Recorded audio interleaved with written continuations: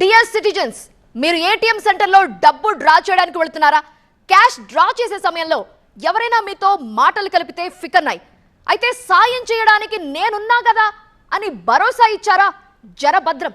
మీ కళ్ళ ముందే మీ కార్డ్ మాయం చేయొచ్చు, మీ అకౌంట్లో ఉన్నదంతా ఊడ్ చేయొచ్చు. నమ్మట్లేదా? అయితే ఈ స్టోరీ చూడండి.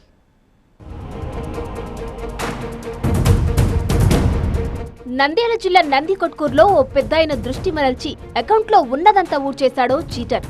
ఏటీఎంలో డబ్బు డ్రా చేయడానికి పెద్దగా కష్టపడొద్దని లెక్చర్లు దంచి నీట్గా క్షవరం చేసి వెళ్లిపోయాడు.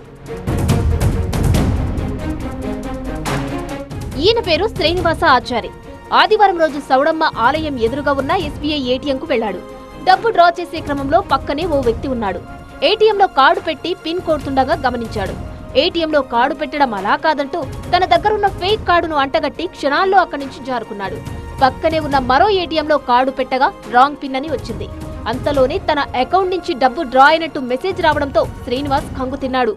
కార్డు పెట్టినాను అట్టగాదు పెద్ద ఇట్లా అన్నారు. అంటే సరే పైన చెప్పన్నాను, ఇట్లా వంగి నేను ఏటీఎం కార్డు పోయినాను, బ్యాలెన్స్ ఎంత ఉంది చూడు కదా, 25,405 అని చెప్పినాడు. అది మెసేజ్ వచ్చి ఇట్లా మెసేజ్ చేసే లోపల ఆ యొక్క ఏటీఎం కార్డును పీకి ఆయన చేతిలో ఉండే కార్డుని దాంట్లో పెట్టినాడు.